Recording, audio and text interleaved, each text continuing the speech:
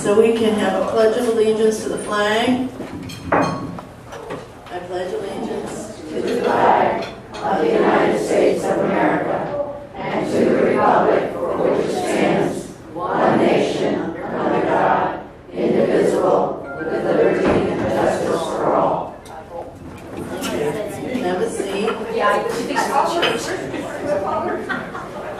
Meeting is called to order, even though it's not a board meeting or anything else today. I'd like a moment of silence for everybody, please. Last week we lost Dr. Lloyd Fish, and Dr. Fish was a member of our club way longer than I've even been here. He and his wife Pat. Pat was the one that you called every week to get your reservations. And Lloyd passed away last week, and so I would ask please for a moment of silence to remember all the wonderful, wonderful good things that he did for everybody.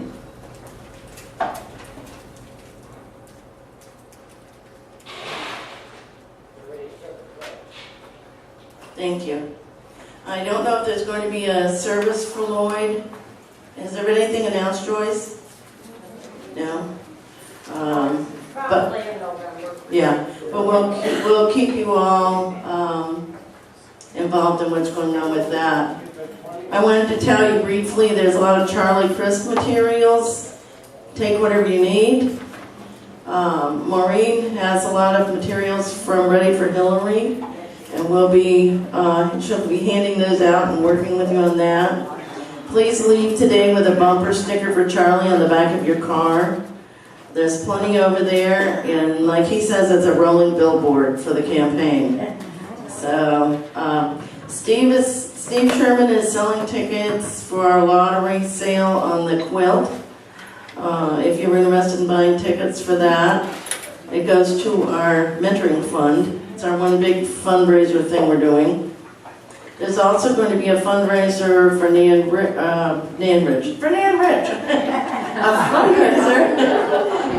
A fundraiser for April Freeman, featuring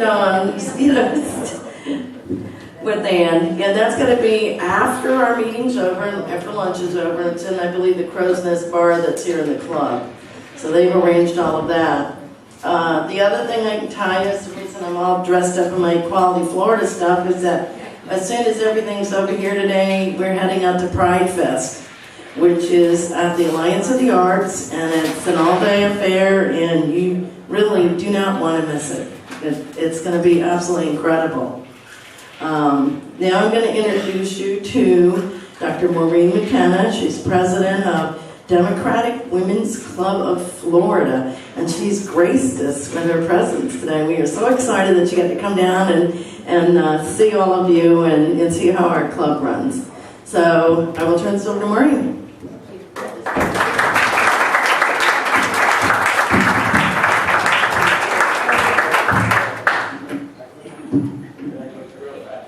What an energetic bunch of Democrats! My God!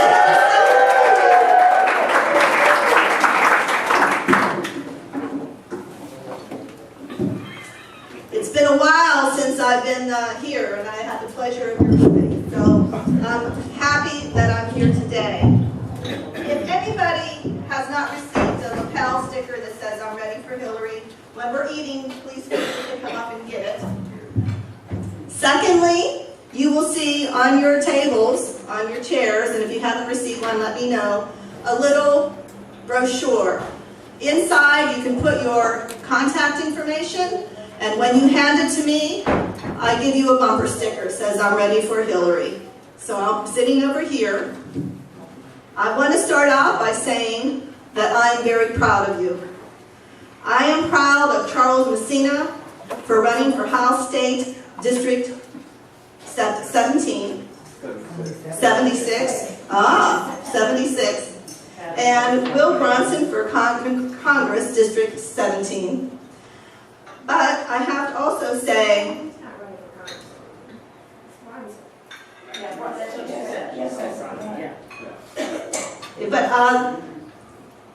I'm proud of them, but I have to say that when the rooster crows, the hens deliver.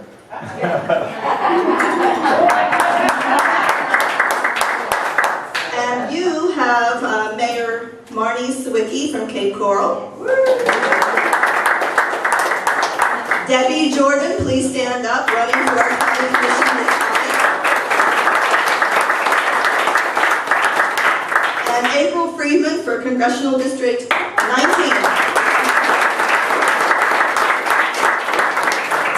I'm happy to be here when environmental issues are being discussed. I've also served on the Legislative Committee of the Progressive Caucus, and my task that I initiated was to track and report on Florida legislation and bills that were impacting the environment. And I thought, oh, that's my passion, that'd be great. Well, it was not an easy task.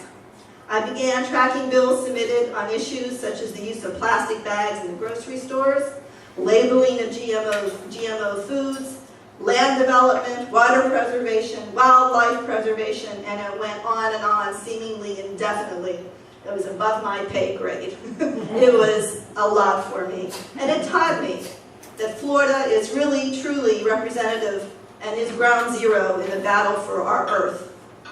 I admire all those who work for our state's beauty and the preservation of it. I remember my friend Ellen Peterson, who some of you may have known. She taught us that while we have some environmental victories, let's celebrate them, but truly be cognizant that they may just be postponements. So environmental warriors require never-ending vigilance and perseverance to make sure that we're always fighting to preserve our land and resources. I encourage all of you to vote yes on one. I know I'm preaching to the choir, but this is truly a nonpartisan issue which will impact Floridians for centuries. DWCF, Democratic Women's Club of Florida, has developed a strong environmental arm since I have become president. The Environmental Committee Chair, Nancy Shipes, has put together an Everglades bus tour, air-conditioned bus tour, with Representative Mark Pafford on November 7th through the 9th. And if you want to, please register for it. We need at least 40 on the bus, maximum of 50 on the bus. And please go to our website, dwcf.org, Democratic Women's Club of Florida.org, dwcf.org, and please register as soon as possible. It's very inexpensive. Plan on Democratic Women's Club of Florida being a visible force in environmental advocacy in Florida in the upcoming legislative session especially. I want to encourage you to come to board meetings of the DWCF and get involved at the state level. I'm here to ask you to serve on a committee. Just talk to me and we can discuss about the things that you're interested in. I want to invite you to October 27th Town Hall teleconference. I got a call from the DNC, the Democratic National Committee, and the Women's Alliance, and Debbie Wasserman Schultz wants to speak to us on October 27th teleconference, our monthly Town Hall teleconference, and it will be at 7 o'clock, and there will be email blasts going out about the contact information, or contact Lydia if you have any questions, or me. She's coming on to speak to us about how women vote their values. We have the Everglades tour in November that I'm encouraging you to sign up for. And I want to remind you now, if you have your pencils and papers out there, that we have our annual tally days, our lobby days, March 30th and 31st of 2015 at the Four Points Sheraton. In September of 2015, we'll have our convention in Cocoa Beach. So I'm really looking forward to that. I also want to ask today, at some point after Nan is done speaking, if you can stay back and be sure. We want to get a group photo with Nan Rich. So please do that for our Facebook pages. That is all I have to say today, but I want to ask you to look at the blue sheet of paper that's been handed out. If you don't get one, please, you haven't got one, please let me know. And the back sheet indicates the board meetings for next year. They're pretty close by relatively, and I'd like for you to come if you could. They're very interesting. We have wonderful speakers, and we would enjoy to have any member come to our board meetings and participate. Thank you very much for having me today. I know we have some wonderful presentations, Again, please get to me if you want a bumper sticker or if you haven't gotten a lapel sticker. Thank you, because you know what? We're all ready for Hillary.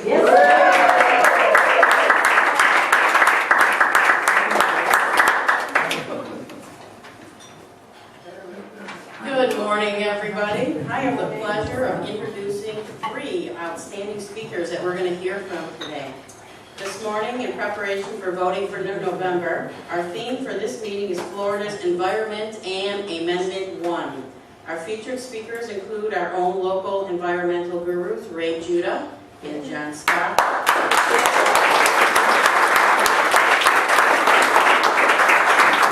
In addition, we welcome Senator Nan Rich.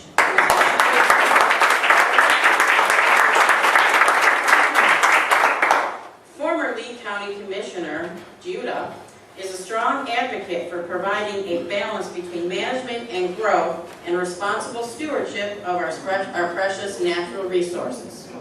He has received numerous awards, including recognition by the Florida Audubon Society, Conservationist of the Year, the Florida Wildlife Federation, and the Everglades Coalition's James D. Webb Award for making an outstanding contribution to the Everglades in 2011 and 2013. John Scott, also known as Green Guy, has called Fort Myers his home since 1979. His background and decades of experience in information technology plays an integral role in his involvement and effectiveness as a political and environmental advocate. He and his wife Ruth founded the Clean Water Initiative of Florida. Lastly, in addition to Ray and John's presentation, our special guest speaker, Senator Nan Rich, who is an avid environmentalist and a Democratic candidate for government. She's been visiting tirelessly, going around the state and advocating for our Democratic candidates. And we welcome all 3 of them.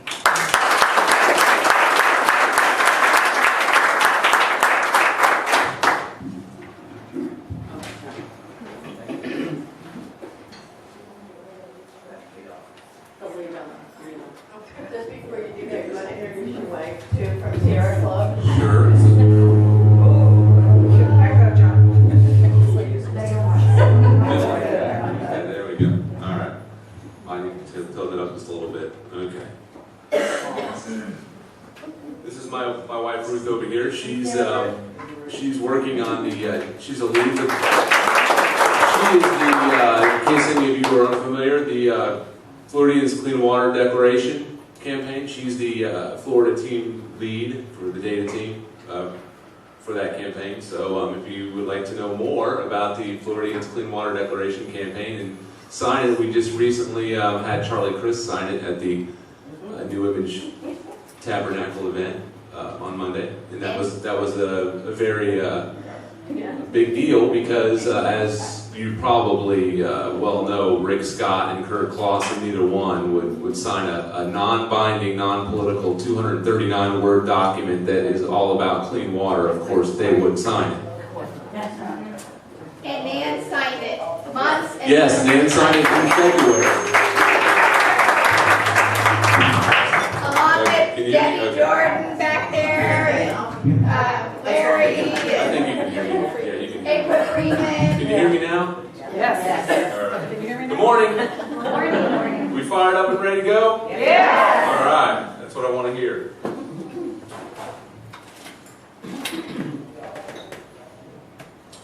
I'd like to thank Lydia and Steve Sherman and the Women's Democratic Club for having us here today.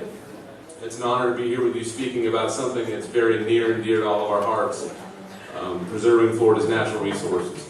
And we've also got Nan here, as you well know, who is a great leader and advocate on the environment. Let's hear it for Nan once more. As you probably know by now, my name is John W. Scott, and I'm a native Floridian, born and raised in Miami, Hialeah to be specific, and I've been in Fort Myers since 1979, call that my home here. Shortly after the Orlando Clean Water Summit in November of 2013, my wife Ruth and I, we founded the Clean Water Initiative of Florida, which is a small advocacy group to raise public awareness, educate, and hopefully affect policy change as it relates to Florida's natural resources. Although we've been environmentalists for all of our adult lives, we finally decided to really get in the game and try to really do something to help fix these problems that we're facing. And as we know, in a very short time we learned that our waterways and everything and everyone that relies upon them is under a constant overwhelming assault. It just never seems to stop. And the Caloosahatchee River on the west coast and the St. Lucie River and the Indian River Lagoon on the east coast have been absolutely devastated by discharges from Lake Okeechobee. Polluted discharges up to 6 billion gallons a day at the peak of the 2013 rainy season, if you can imagine. This resulted in historic mortality events for all types of marine life: manatees, dolphins, sea turtles, pelicans, fish of all types, and oyster bed, just to name a few of the different life forms that have been affected by this, in addition to people. Now, in 2013, Florida set an ominous record. 830 manatee deaths statewide, the most since record keeping began. And here on the west coast alone, we recorded 276 of those deaths. And on the Indian River Lagoon on the east coast, there was over 120 manatees that died, as well as over 80 dolphins in a unusual mortality event over there. Now, most of these innocent creatures, don't let anybody tell you otherwise, died due to the algae blooms and the deadly toxins created by that aforementioned runoff from Lake Okeechobee. Now, this is not the way it's supposed to be. And it wasn't this way until recently, and when I say recently, I mean within the last century, when developers, agriculture, politicians, and the Army Corps of Engineers, all our favorite, decided that other interests were more important than the welfare and natural flow of Lake Okeechobee and the Everglades. Our ecosystems are being laid to waste, yet somehow politics and profits have jumped ahead of our natural resources as top priorities. What else is new? The elected officials who take lots of money to maintain the status quo, they continue to be re-elected. And then they come up with these peripheral fringe solutions that come along with these nifty photo ops that nibble at the edges of the problem instead of getting to the heart of the problem. Billions of dollars in proposed solutions that are on the table that won't even come close to resolving the Lake Okeechobee discharge problems, and they'll be applauded. And they'll be hailed as true leadership in the photo ops and in the sound bites. But what happens if you propose a real solution, one that will almost completely resolve the problem? Crickets, misinformation, vilification, politicization, procrastination. We need to send the water south, not east and west. We don't need it on our coasts. And we can definitely do this. We all know this, and so do many of our legislators. Don't let them fool you, as Bob Marley once said. They know. They definitely know the water needs to go south. No matter what side of the aisle they're on, you talk to them, they'll acknowledge that at some point in the conversation. Unfortunately, most of them just don't have the political will or courage to stand up to the special interests and do what's really right for Florida and its natural resources. Over the past decades, we've had more than one well-studied and analyzed proposal to send the water south, yet we're still getting lip service with nothing to show for it. I've spoken to several local and state politicians, and when I press them about showing leadership on sending the water south, what do I get? Either silence or predictable canned responses like, that's a long-term project, not a short-term project, or I'm not sure about the feasibility of it, let's study it some more, like we haven't studied it enough. Those responses work great as sound bites, and to deflect blame or to pacify inquiring minds, but they never fix the problem. Sorry, my slideshow is not working properly. Let's see if that works.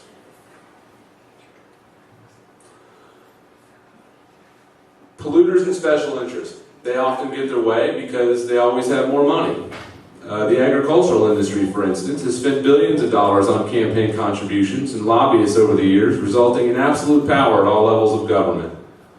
So much power, in fact, that no agency or politician dares step out of line and act against their interests, no matter what the effect on our natural resources. Even the smallest changes seem nearly impossible to achieve. Excuse me, I'm having technical difficulty over here.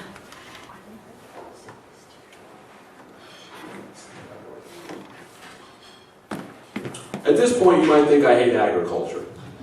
But I really have nothing against responsible agriculture, which includes being good stewards of the environment.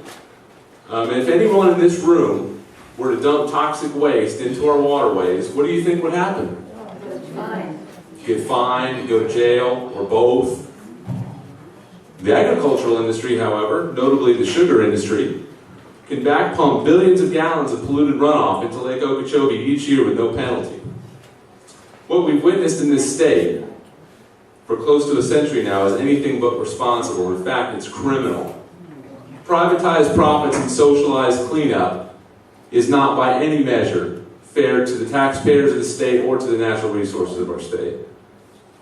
In today's world, as we've seen time and again, public safety and welfare no longer trump corporate profits, and this must change. Would you repeat that statement about private property and socialized cleanup? That was beautiful. Privatized profits and socialized cleanup. Yeah, they talk about socialism, and they love socialism when it comes to corporations, but they don't like it too well for poor folks and working folks, so, as we all know.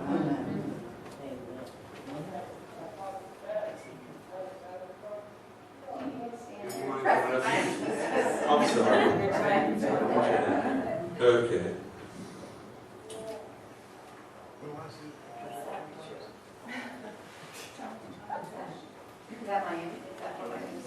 It's from the East Coast. It's from Sewell's Point over on the East Coast. That photo is compliments of Jackie Thurlow-Lippisch and her husband Ed, who fly a plane. They have a small plane. They fly aerial. They do flyovers, and they get pictures over the East Coast of this. She's a city councilwoman over there on the Sewell's Point City Council, and she's a strong advocate for our water over there. The East Coast is a lot further ahead on this than we are over here. They don't have the apathy and overly conservative problem that we have here. They have more moderate Republicans over there, it seems, as if they get it, because she's actually a Republican, but she's very strong on this issue. That would be similar from the Okeechobee? That would be definitely from Lake Okeechobee, yes. That's what we've seen over here as well. We've seen that kind of aerial footage over here. She just happened to get that pretty dramatic photo. Now, we, Ray and Ruth and I, and some other folks, have seen firsthand the impact that decades of unfettered pollution of the Everglades has produced. The Miccosukee tribe was kind enough to sponsor airboat tours of Water Conservation Area 3A, and Houston Cypress, who's over there in the Love the Everglades movement, he's a member of the Miccosukee tribe.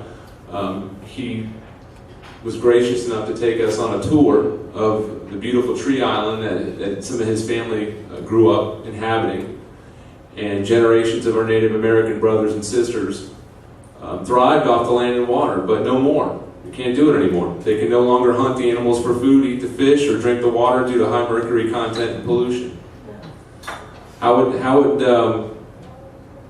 think a lot of these people, the polluters, need to be asked, how would you feel if you could no longer stay at your home, your ancestral home, because somebody decided that their profits were more important than preserving the beauty of that natural resource?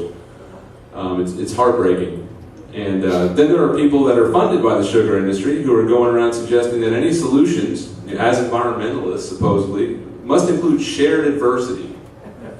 I have news for them. The adversity that created by polluters has rested squarely on the long-suffering inhabitants of the Everglades for far too long, and it's time for polluters to step up and shoulder the adversity now.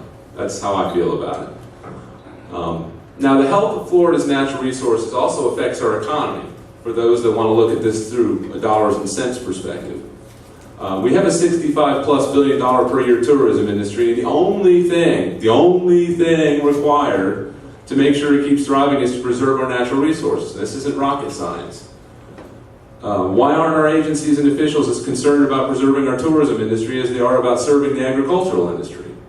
That's a question that needs to be asked, and we've already seen our tourism industry take a major hit, with water quality being one of the main reasons for cancellations at the beaches here last year. The single best thing we can do to preserve Florida's waterways and our economy is to send water from Lake Okeechobee south to be cleaned and conveyed into the Everglades where it's desperately needed. And don't let anybody tell you that you're going to just send dirty water down there, because that's not legal. You can't do that. You have to send clean water down there. So that's what would happen. And if we hope to ever make any real progress on this, we have to elect a governor that we can work with. And Charlie Crist is that governor. Now, I come to you today thrilled and excited because we recently had the privilege of a private meeting with Governor Crist before the Centennial Park event last Monday. And we were able to discuss environmental issues and policy positions with him, and it was a very wonderful experience because we were also very thrilled to find out that his policy positions were almost completely aligned with ours. He's the governor who struck the deal between the state and sugar industry to acquire the land necessary to send the water south. He has vowed in interviews and at our meeting to complete the land acquisition that he started in his first term. He looked me in the eye and told me, yes, we are going to do that. We definitely need to do that. I understand the need to do it. He's more than once in the meeting, without me even asking him or prompting him, he said, we need to send this water south. I totally understand that. And if we do that, no longer would Everglades restoration simply be words on a sheet of paper. Because he understands we need to restore the gutted FDEP, which stands for Florida Don't Expect Protection under Rick Scott.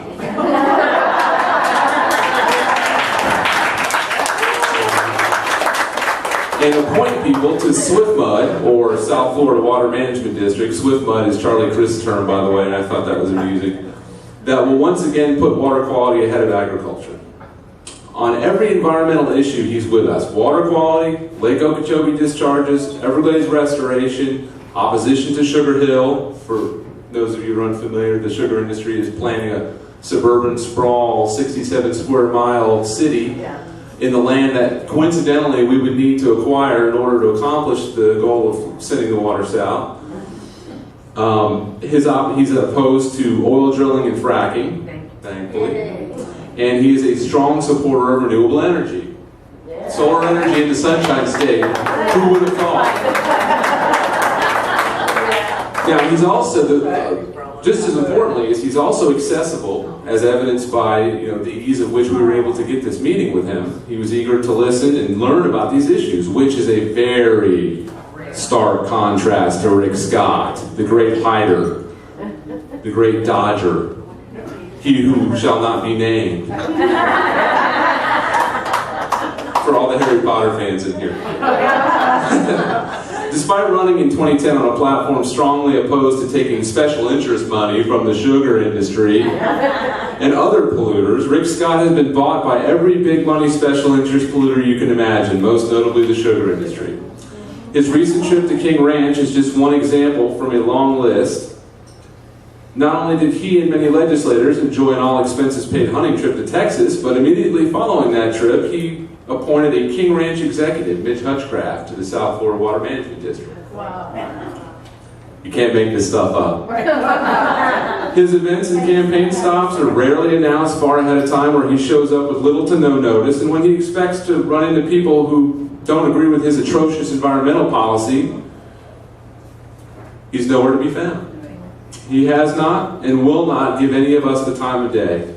But it's election season, and now Rick Scott's the environmental governor. How does he say that with a straight face, honestly? He won't even acknowledge that climate change exists. How do you take someone seriously on environmental issues when he pleads the fifth on science? Senate bills. Senate bills 444, 682, and 999. You can look those up. 444, 682, 999. They were signed into law by Rick Scott, I think sometime back in 2013. And they took effect on July 1st. July 1st of 2014. I guess he thinks we don't remember what happened 3 months ago. It kind of reminds you of Mitt Romney a little bit, doesn't it? Yeah. These bills rolled back crucial growth management policies and opened the floodgates for polluters to do as they please. We just cannot endure another 4 years of environmental purgatory under Rick Scott. Just can't do it. You see up here on this slide, if you truly care about Florida's natural resources, among other things, I urge you at the very least to do the following. Vote. obtain a mail-in ballot or vote in person, whatever you want to do, but vote for Charlie Crist. And get others to do the same. We need to spread it out, spread it around. Volunteer. You can phone bank from home if you get a Vote Builder account. You can get on your computer at home and you can call to your heart's content. You don't even have to leave the comfort of your home. You can knock on doors and tell people that you support Charlie Crist and tell them why they should too. Promote.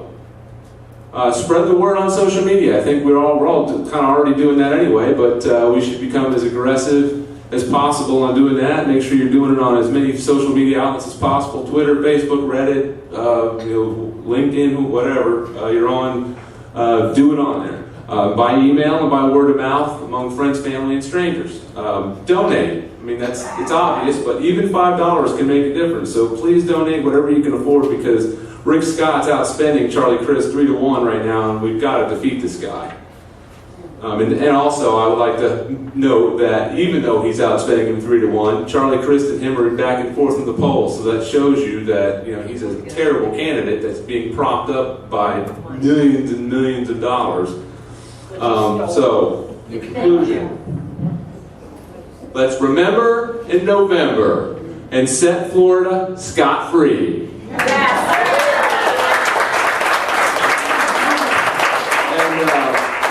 Now that I've said my piece and touched on the dire problems facing Florida's natural resources and depressed everybody in the room, my partner in this presentation will talk about the solution side of it. Many of you already know him.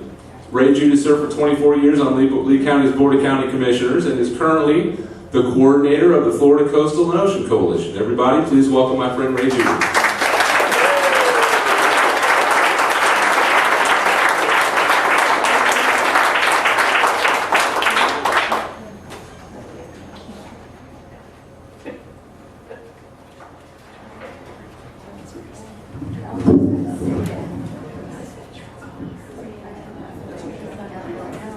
Can everybody hear me all right?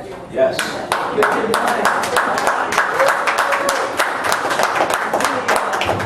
Let me thank Steve and Lydia Sherman and Chris, the DNC, for the opportunity to share a few words with you this morning. It is a pleasure, and certainly the continued work with John and Ruth Scott has been enriching for me. To bring the collaborative effort of Clean Water Initiative along with the Florida Coastal and Ocean Coalition, we've traveled a lot of miles. We're trying to spread our message throughout the state where we can, and I think it's a message that's finally starting to resonate with the folks here in the state of Florida. I also would be remiss if I didn't let you all know that Nan Rich has just left a wonderful legacy with her work in the legislature, and in her last term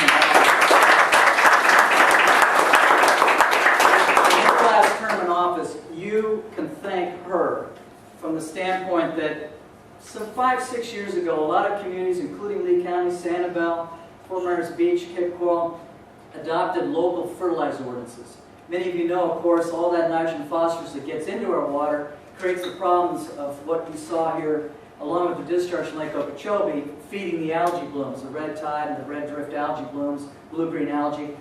Well, Nan Rich at the time was serving in the Senate, and she was playing a pivotal role on a particular Senate committee, in which the fertilizer industry came back to the legislature, and in this particular committee was seeking the state to preempt the local communities from having their own local fertilizer ordinances, and instead have a weakened state version of trying to control nutrient runoff into our waterways. Well, we were able to prevail, we being the communities throughout the state of Florida, largely in part due to Nan Rich's courage, her conviction, and understanding that it's land-based nutrient runoff that's creating the problems with our water quality in our rivers, our springs, our streams, our estuaries. And I want to thank Nan Rich once again for forcing the fertilizer industry to nullify local communities' home rule, particularly with regards to controlling the fertilizers. I know that you had expected we were going to talk about the importance of the Land and Water Conservation Act, and believe me, it is. Our future here in the state of Florida is dependent on the people getting out to vote for Amendment 1. There's no question when you consider that several governors, Republican and Democrats, actually supported at the time Preservation 2000 and Florida Forever to put aside $3 billion every 10 years, $300 million a year, to buy environmentally sensitive land, to protect our water resources, protect our open space, to protect the natural legacy and historical significance of the state of Florida. And yet we get then Governor Scott and the Republican-led legislature that reduced the $300 million a year down to $15 million a year. It was disgraceful. And it was the designated funding source, the dock stamp, the real estate transfer tax, that was used to buy environmentally sensitive land. And so what this does is, I know probably you all know in this room, is to dedicate that funding source for the next 20 years, 33% of the dock stamp that had been used to buy environmentally sensitive land over the last several decades, to once again secure our future by buying those environmentally sensitive lands and protecting our water resources. So I hope the people of the state of Florida will do what the legislature should have done, and that's to make the protection of our natural resources a top priority. So please do get out and vote for Amendment 1. What I want to talk to you real quickly about, though, is something that is really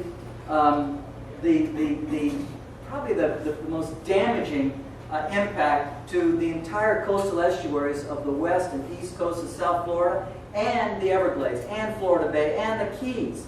And it all starts in the Lake Okeechobee watershed at the beginning of the upper chain of lakes in Orlando. There's a creek up there called Shingle Creek, and it's right by SeaWorld. A drop of water that falls on Shingle Creek, if it doesn't evaporate or get consumed, will eventually make its way down the Kissimmee River to Lake Okeechobee, and either down the Caloosahatchee or the St. Lucie to the Indian River Lagoon, and possibly be able to flow, although there's been some significant restrictions to that flow to the Everglades National Park. But the point I'm trying to make is, it is a huge watershed. And unfortunately, the people at the upper reaches of this watershed have not been responsible, and we, the people that live downstream of the watershed, have suffered the consequences. But I want to at least share with you real quickly a visual. Lake Okeechobee, the heart of the ecosystem in the state of Florida, where in which it has experienced a severing of the artery from that heart, Lake Okeechobee, to the water conservation areas and the Everglades and the Florida Bay. Why? Because of the Everglades agricultural area. For some 4 or 5 decades, the agricultural industry has developed this area largely with the planting of some over 440,000 acres of sugarcane fields. For those of you who have driven State Route 80, either south of the lake or north of the lake, you can see miles and miles of sugarcane fields. Therein lies the problem that I'm about to explain. Satellite photo here again showing the Tamiami Trail, Alligator Alley, the water conservation areas that John had talked about, water conservation area 3A, where the Miccosukee Indians actually live, and where they ply their trade with the airboat tours, where they actually have their cheeky huts and their small islands that are interspersed here amongst the Everglades, and of course Everglades National Park, south of Tamiami Trail. But again, the visual I wanted to leave with you is this massive amount of development, of course, on the East Coast, the water conservation areas, which add up to hundreds of thousands of acres of land that is important to filter and to store runoff that used to flow historically into the Everglades National Park. And then keep in mind this Everglades agriculture area, over 700,000 acres, that has basically cut off the hydrological connection between the lake and Everglades National Park. Here it is. This is actually the main culprit for why we are experiencing a dramatic decline in our natural resources, which is the very foundation, the basis for a $70 billion tourism industry. We have an industry, the sugar industry, that has an overall economic impact of about $4.5 billion that is actually compromising a $70 billion tourism industry. There's even misunderstanding in the media where they talk about the fact that red tide actually starts from off the coast. Well, it does. It's a natural phenomenon, but the unfortunate aspect of how we're experiencing the damaging impacts of red tide is, while it is natural off the coast, It's when it starts to flow towards our coastline and all the nutrient that is in the water, the nitrogen, the phosphorus, that's the catalyst that allows for an increase in the frequency and duration of red tide, which is so damaging in terms of death to dolphins, to manatee, keeping people off the beaches that spend good money from all over the world that want to enjoy our beaches because of the red tide that affects their throats and the nauseousness that they experience. But what I wanted to point out, and I want this indelibly imprinted on your mind, is when people talk about the potential of fugitive dust from sub-Saharan Africa leading to red tide outblooms, like one of the most well-known research companies, and actually it's a research firm, it's Molten Marine Lab up in Sarasota, they're still suggesting that it's a fugitive dust that drifts over here from Africa that leads to red tide outbreaks. Well, you got to figure out where they get their money for their research, and then you understand why they don't come up with the appropriate results. Or we even have some elected officials that say it's the tannins that are secreted from mangroves that create the discoloration of the water. I can assure you, we know where the nutrients are coming from. This is a discharge pipe on the sugarcane fields in the Everglades agricultural area. All the chemical waste, the fungicides, the pesticides, the insecticides, the nitrogen, the phosphorus from those sugarcane fields enter into a canal that for decades has been back pumped into the lake that then goes down the Caloosahatchee and the St. Lucie on the East Coast. Therein lies the problem as to why we're experiencing algae blooms and red tide outbreaks. This already has been shown by John off of Sewell's Point. Actually, this is the plume of death. When you consider all that I've mentioned about the chemical waste, the fact that you have heavy sediment loading that gets into our, either in this case, the Indian River Lagoon, over here on the west coast, in San Carlos Bay, the Gulf of Mexico, Pine Island Sound, Estero Bay. What can live in that? Nothing. You have to swim to get away. But if you're a scallop or an oyster, you can't get away, and you're going to die. And that's what's happened in our back bays. We've lost a lot of the shellfish because of the heavy sediment loading, the toxic plume that comes down from the Caloosahatchee via the Lake Okeechobee. And I got to tell you, it doesn't do a whole lot for tourists that try to enjoy our beaches and our shores. This could actually be the same thing that occurs and does occur right on the west coast. This was not Photoshop. It is just an unbelievable, devastating impact to our environment. And you cannot experience photosynthesis. Obviously, the natural sunlight that penetrates, combining with carbon dioxide to create plant growth, just can't happen when you have that kind of discoloration of the water. Interestingly enough, oftentimes we get too much water with all that heavy sediment and nutrients, but sometimes we don't get enough. And we have to have some minimum flow. Because if you don't have minimum flow, this is actually the Alga water treatment plant right there by the Franklin locks. There are 3 locks on the Caloosahatchee from the lake leading down to San Carlos Bay. This is Franklin locks S79.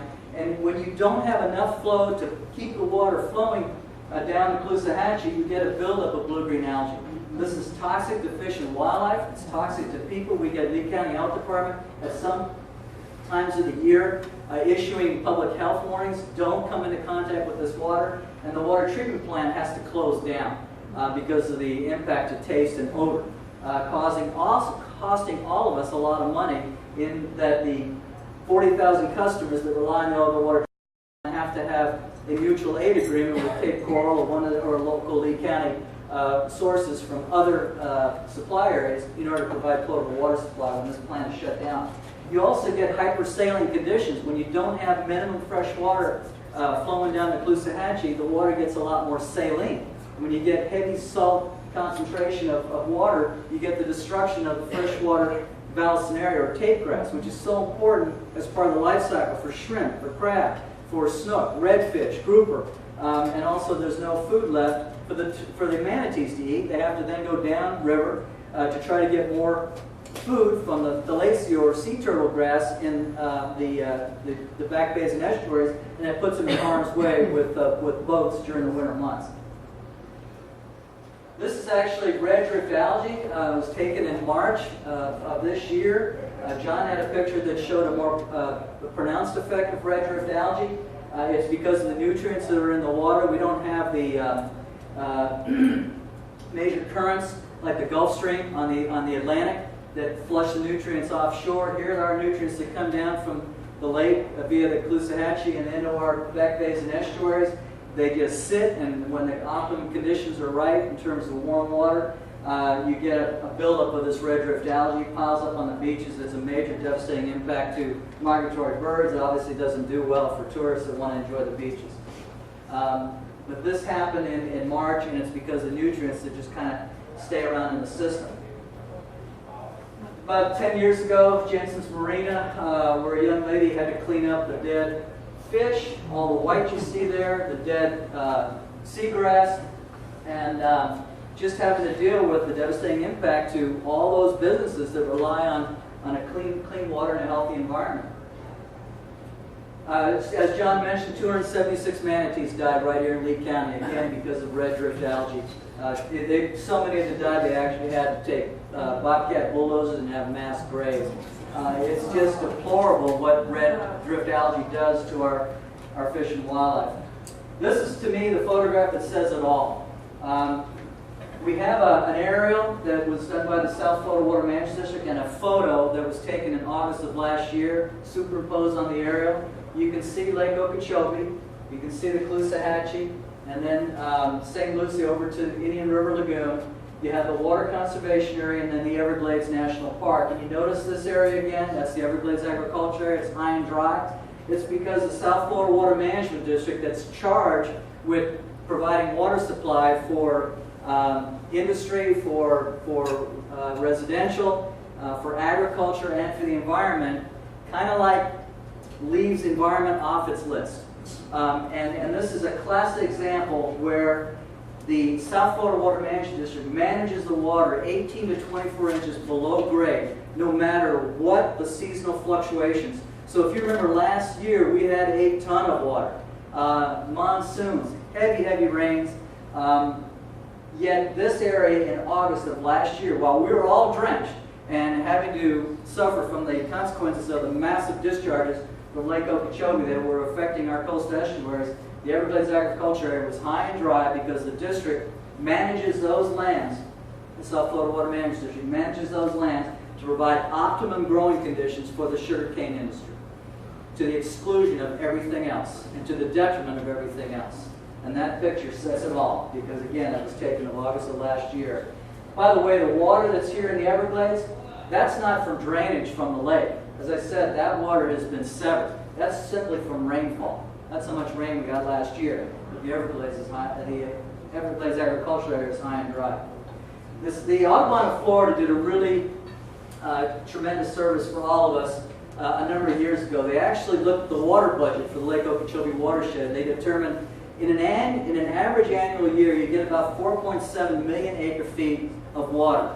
And an acre-foot is just, you take an acre and you stack water a foot high. So 4.7 million acre-feet of water gets into the lake from rainfall and from flow from the Kissimmee River.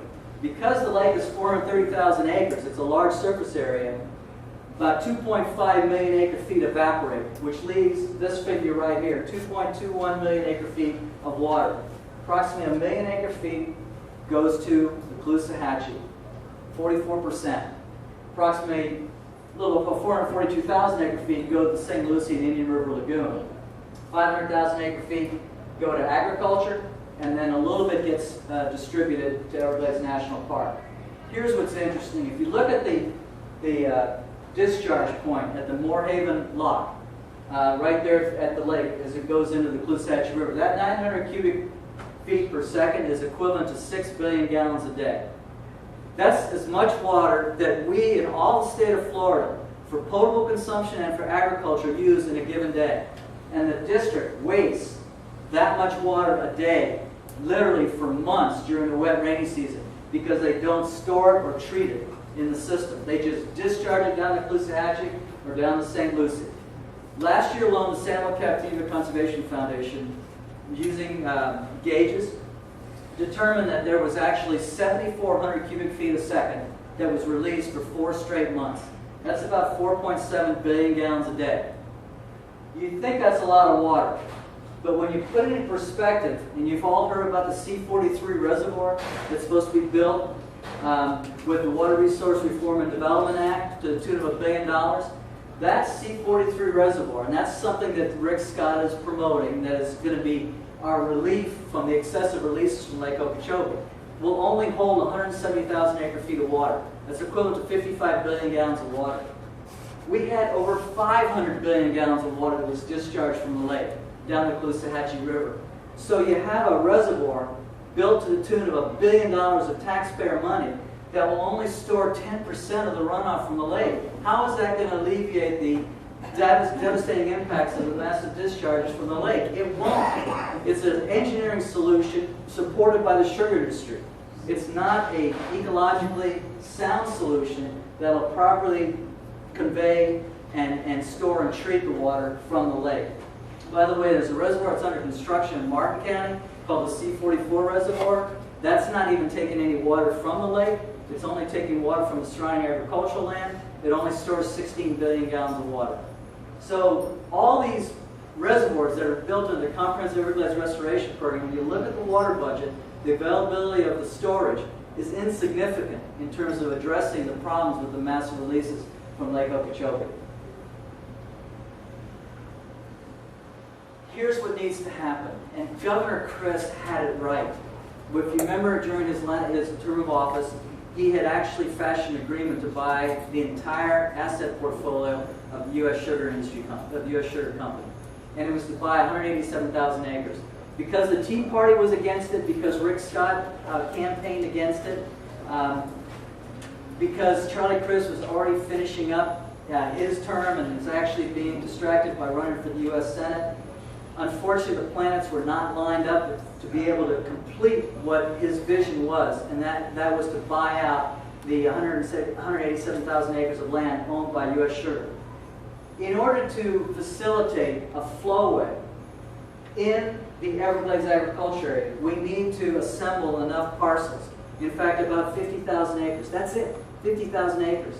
Of the entire 700,000 acres of Everglades agriculture area, that's only 7%.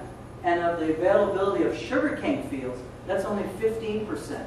In order to provide the ultimate solution to mimic what Mother Nature had provided for thousands of years, and that's to provide that flow from the lake to Everglades National Park.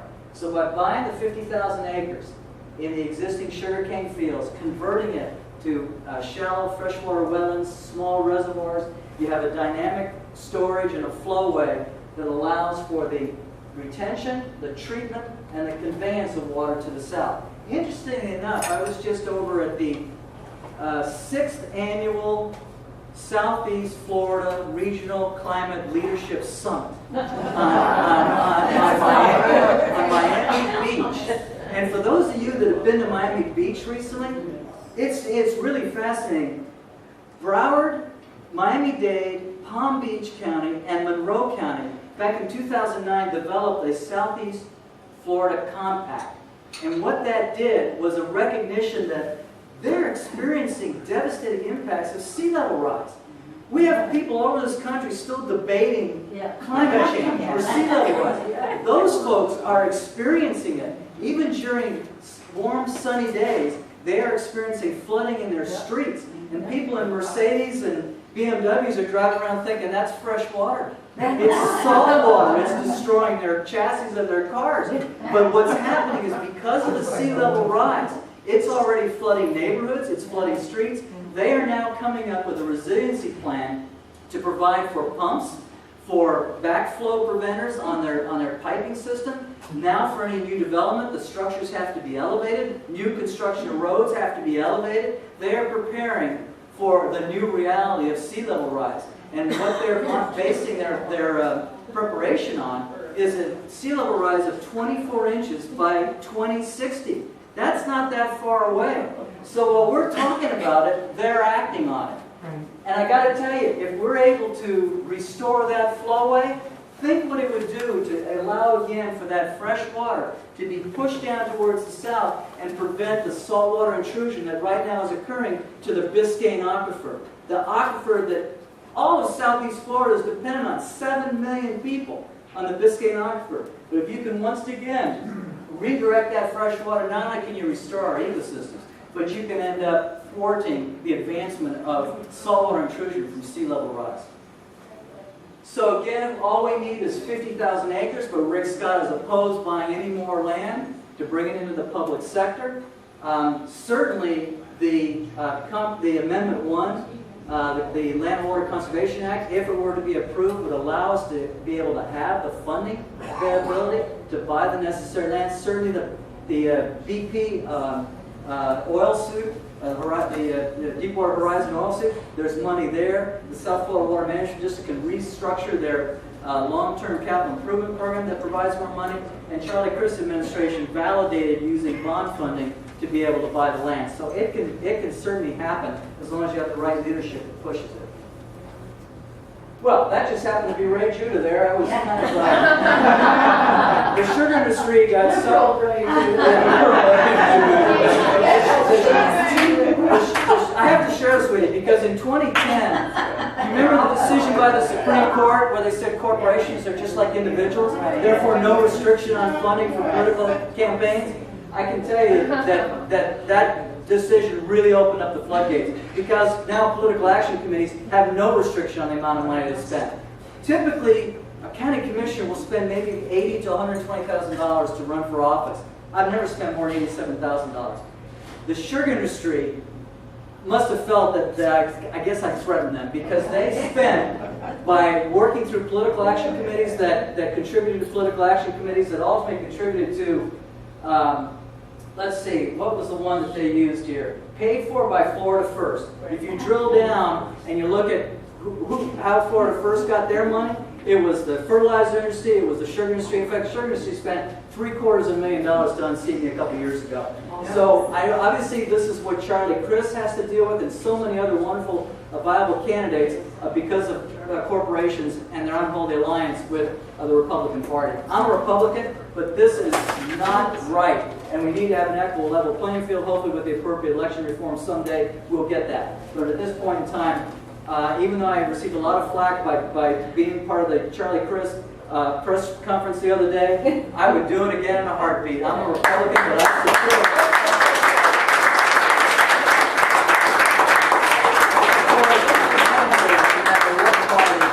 who definitely promotes responsible stewardship of our natural resources, because that is the foundation of a long-term economic prosperity and our quality of life. Thank you very much.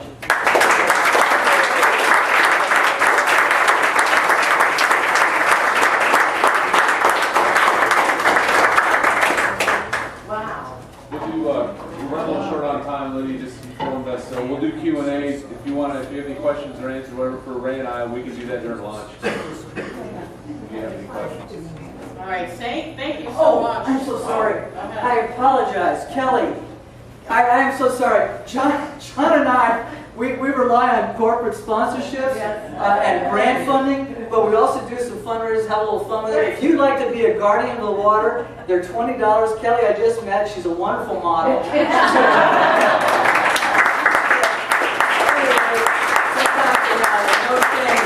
Raise money to allow John and I to continue to go throughout the state and spread the message. So if anybody's interested, we have different size shirts here, but this is the Guardians of the Water t-shirt to help support the effort. Thank you, Kelly.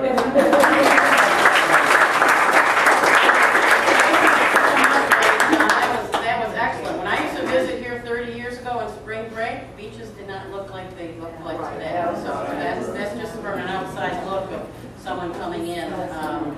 Now I'd like to introduce Nan Rich again. We want to thank Nan for coming and visiting us once again. She was with us last year. And we also want to thank her for all her support and all the environmental causes that she's doing.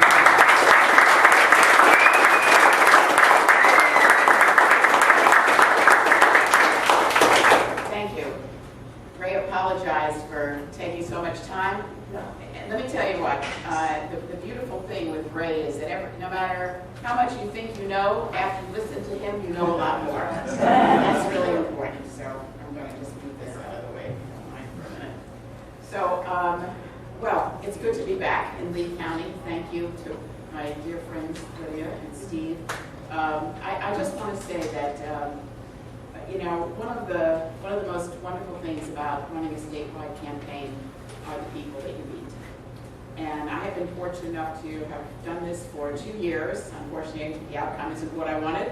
But let me tell you, the people that I met across this state just made it so worthwhile. And one of the things that I found out that I think is so important, because when I started, people said, "Oh, you know, you're a woman from Broward County. You know, what are you going to have in common with the people around the state, particularly in the Panhandle?" And you know, when you travel the state, you find out exactly how much you have in common. And we have a lot more in common, a lot more that unites us than divides us in this state. And environmental issues, I would say it's a tie probably between environmental issues and education. In terms of the two things that are most important to people all across the state of Florida. And that is, I think, that bodes well, because I think we can form coalitions around the state to build the infrastructure that we need to change things that are going on in Tallahassee, and to elect the people that really care about the environment and care about good public education and care about health care for everyone. So for me, as I said, it's been incredible, and I think that our campaign really it fueled a passion to make our state better for everyone who lives here, whether it was improving public education, as I mentioned, or whether it was kind of shedding light on the fragile and critical needs of our precious land and water resources. So I feel that it was important, the message was important all around the state. And I think that one of the things that I also found out, and it started with Maureen, before I met Lydia, Maureen took me to 2 counties, Highlands and Hardee, correct, to visit the Democratic Women's Club there. And I have to tell you, that was just the beginning. I think I maybe missed a few, but I think that the Democratic Women's Clubs around the state of Florida really have it right. They are a progressive group of people who care about public issues, families, children, seniors, the environment, and I think it became an incredible resource for me. And I just went to the convention, and I was sorry actually that Charlie couldn't be there, because there were probably 200 and some odd women there from all across the state who need to be energized about getting out and voting in this campaign and getting others to it, because we cannot have another 4 years of Rick Scott.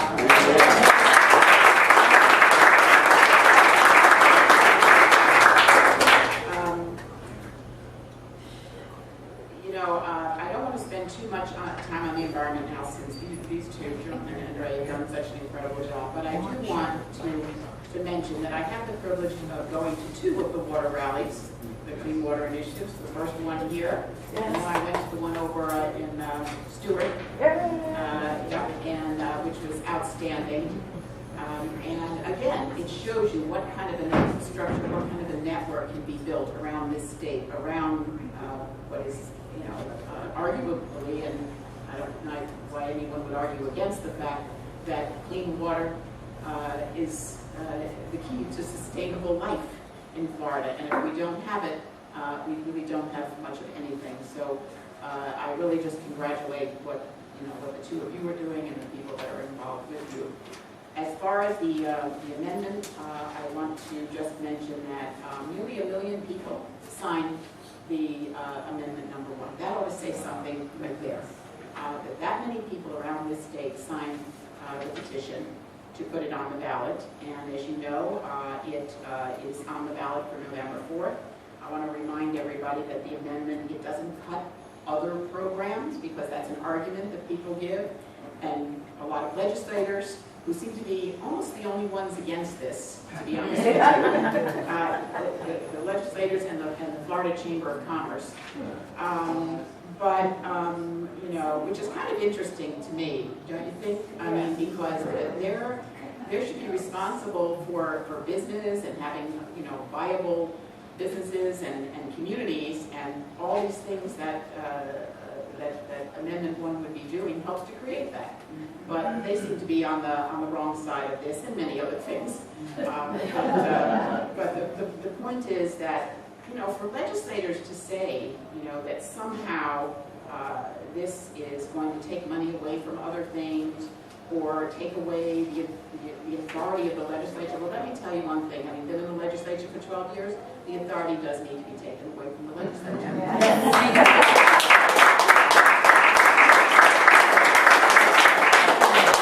People signed a petition to say that they thought that this was a good thing to do.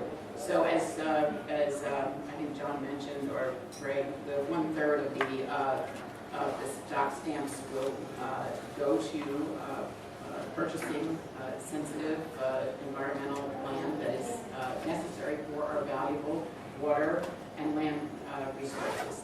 And I think that's a great thing, and I would be amazed if this thing doesn't overwhelmingly pass.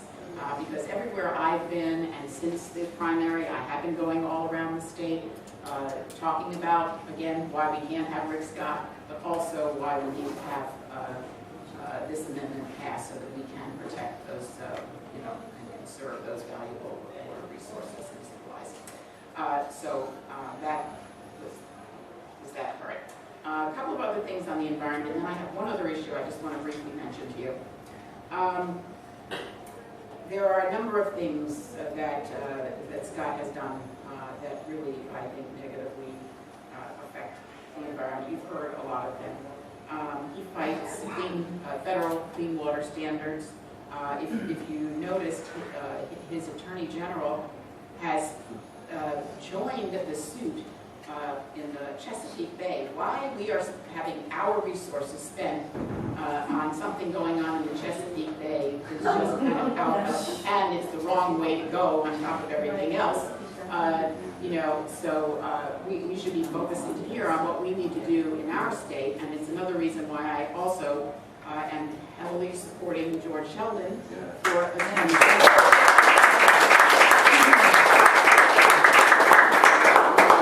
I've watched Pam Bondi get into all these fights and spending all of our money, from healthcare to environmental issues to children's issues. And so it is time, it's way over time, way past due for us to have a new Attorney General. And George has an incredible history, as many of you know, as a legislator, as far as equal rights. There is nobody that I can look to that has a history in the legislature that has been there to protect civil and equal rights for everyone. But Scott also has, as was mentioned, he has taken a lot of money from Big Sugar and has affected the cleaning up of the Everglades, slashed $700 million from the water management district budgets. That is critical. And to me, one of the worst things is that his head of Department of Environmental Protection, it's like the fox watching the hen house. And so, when he is out and Charlie is in, then someone needs to be appointed that is going to look out for the people of Florida and not the corporation of Florida. There are a lot of thoughts out there. I'm waiting until the election's over. We'll see. Anyway, I don't have to go over all these issues with you, but I spent a lot of time in this campaign going around to the springs, to the Indian River Lagoon, and I saw all the things that you saw up there because it was important for me coming from South Florida. I understood the Everglades, the beach erosion. That's kind of, I grew up on Miami Beach where I see the flooding all the time. Now I don't live there now, but go down there and my mother still lives on the beach, so we see what's going on. And there needs to be not only, I give a lot of credit to South Florida for having that coalition, putting that together. We need to have a statewide comprehensive coalition that is going to deal with this problem because it is not going away, and what they're doing is a temporary fix, just like you said about other things. There needs to be a long-term strategy for what we're going to do with the hundreds and hundreds of miles of coastal areas that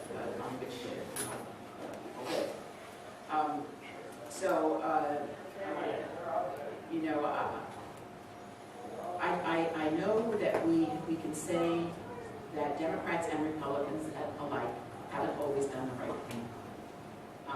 But this is a crucial time for us in our environmental history, and we have to do the right thing. And Rick Scott cannot, he will not do the right thing. So we have to make sure that we get him out, as I mentioned, and put a governor in there that will do the right thing. And especially, I wrote down when John was speaking, especially because people like you, John and Ray, will be there to hold his feet to the fire and to make sure that he does do the right thing. So let me just, the last thing I would like to talk just briefly about is child welfare. And I know it doesn't fit into this, but it does, because it has to do with people in our state, and it has to do with the most vulnerable children in our state. And yesterday, there was a kind of a press release that went out from the Rick Scott campaign on child welfare. And I don't know how many of you saw it, but it's a lie, and it's very distressing. It talks about how Charlie, what bad things happened when Charlie was governor for child welfare. Well, let me just tell you, I'll just give you about 2 seconds worth. About 2 seconds worth here. Scott appointed Wilkins to be his head of the Department of Children and Families. That was a disaster. That is a man who came from business and tried to run child welfare like a business. And you cannot do that.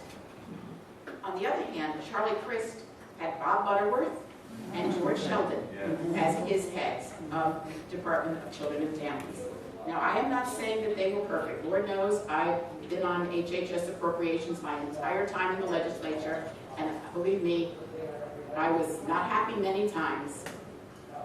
But the one thing I can say is there was always transparency. There was an understanding that if something happened, like the Gabriel Myers or Barahona or whatever it might be, whatever these cases were, that you tried to get to the bottom of it. You put a task force together, you brought everybody together, and you tried to make sure that it didn't happen again. We can't make sure, we try our best. These are people, these are human beings, these are our vulnerable families. But for Rick Scott to put out yesterday that there is $47 million more in new child welfare funding this year. But that's after he cut over $100 million the year before. He put back 47. The 47, most of it goes to child protective investigators. That's important, to have someone to go into the home, figure out what's going on, and decide whether that child needs to be removed. We've done a lot with what we call family preservation. We've done a lot with adoption. George Sheldon, when he was the head of Department of Children and Families, we had the highest number of adoptions of children, okay? And it is wonderful to preserve families, but not unless you're going to keep the children safe. You can't keep them in homes where they will not be safe. Now, we had a series done by Carol Marvin Miller, 477 children died for a period of 5 years. By the way, that didn't include because the Department of Children and Families didn't put the Barahona child on that list, okay? But, so that's 478. But this says that under Charlie Crist, there were 440 fatalities due to abuse and neglect in 2007, 459 in 2008, 485 in 2009, and 499 in 2010. That is absolutely not true. What they did was, they redid the definition of reportable abuse and neglect. Things like drowning or co-sleeping. Those things, those happen. It's horrible. But that's not the same as what we are talking about with regard to abuse and neglect. So they changed the way the definition, and they're no longer reporting co-sleeping and drowning. So they have said that Rick Scott has reduced the numbers. Well, if you're not reporting it, then it's no wonder. So this is what we're dealing with. And I know that I'm going to have a conversation with Charlie Crist tomorrow on this, because in the next debate that takes place, this needs to be put out there. We cannot allow people to continue to think that this is the truth, okay? And not one child dying is too many, but you can't turn around and say that someone, more than 1,600 children died under your watch, and you have now, you're not even counting those kinds of statistics under your watch.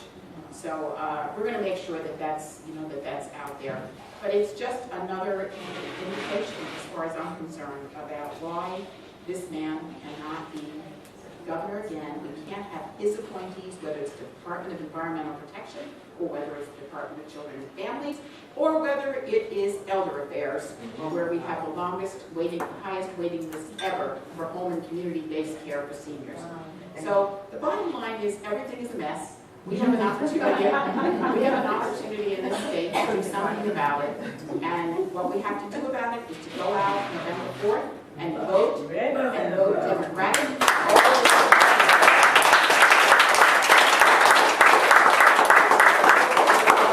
Governor, we have our wonderful people in the back here.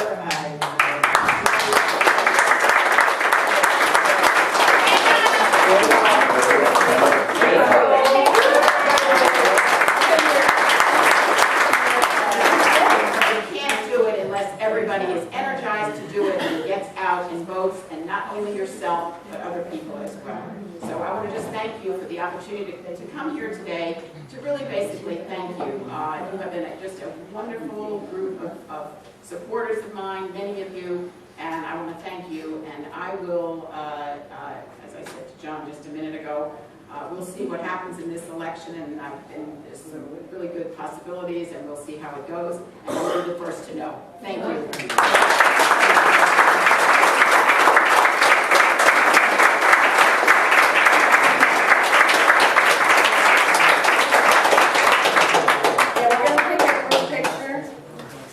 We're going to take a group picture, so don't leave the room, please. Can you tell us about the 18th?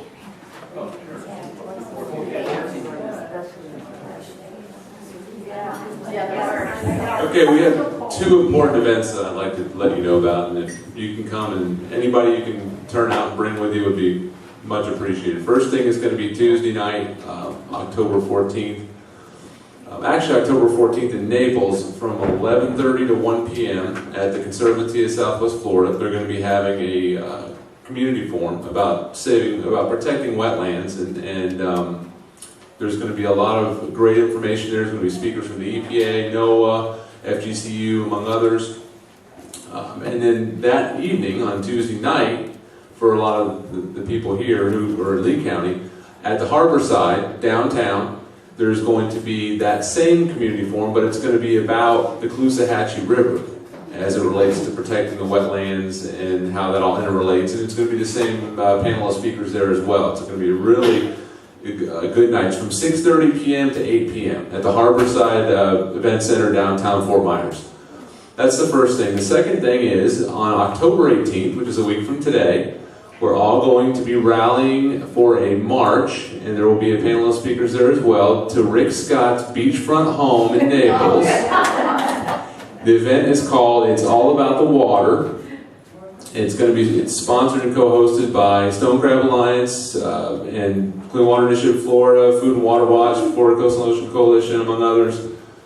And what we're going to do is meet at the Naples Pier for speaking and for gathering and everything, and organize, and then we're all going to have a coordinated march, and there's going to be paddle boarders and maybe boats as well that are going to make their way over. I think it's roughly a mile that will march to Rick Scott's beachfront home, and you're all urged to bring your troubled water in a plastic container. So if you know of any polluted water or any water that you've seen or that's near you or at your home or wherever it is, get a sample of it, label where it's from, what's wrong with it if you can, whatever, bring it with you, and we're going to leave that out in front of his home, all these samples of dirty, polluted water.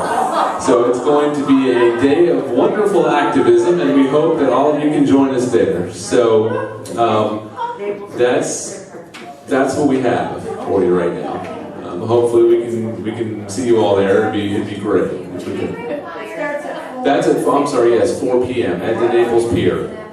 4 p.m. at the Naples Pier. March to Rick Scott's Beachfront Home. It's all about the water. Yeah, there's parking around there. You should be able to locate parking. There's different places you can park.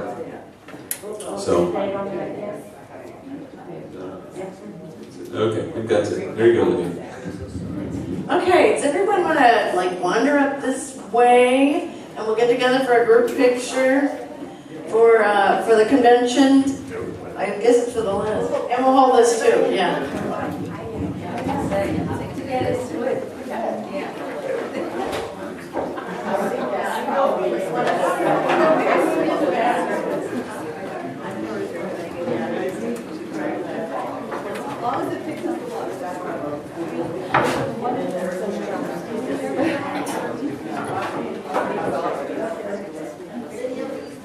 Yeah, just a minute.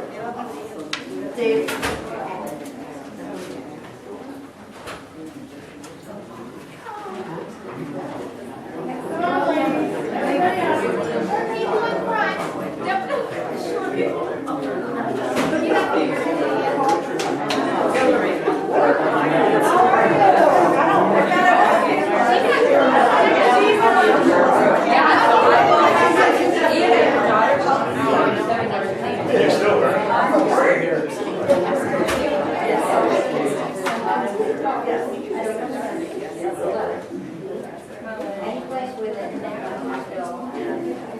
You want to get in the picture, Ray? I'll hold off right now. Come on, Ray. Steve, I have my camera too.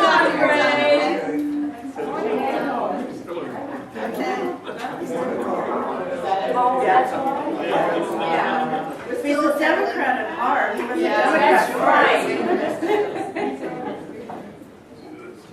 Come on, Joyce. Wait for Joyce. Can you see us? Come on, Joey. Steve, we're gonna take a picture. Yeah. Can you see us with that, Steve? Do we need to squish in more? You got us all? Get up here with your two-shirt. You are going to need to squeeze in a little bit towards the middle. Yeah, come on, everybody in. Yes, you can. I'm still in front of you. Yeah, there is.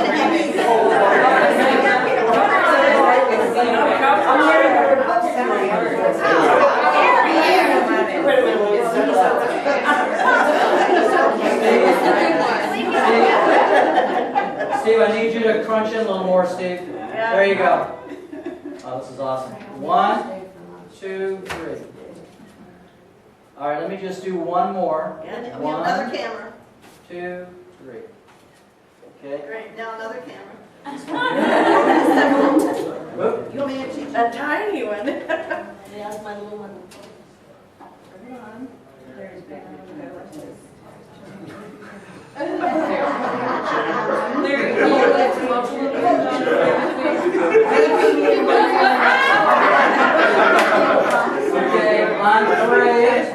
Hold it in. 1, 2, 3. Thank you. Okay, hey, you got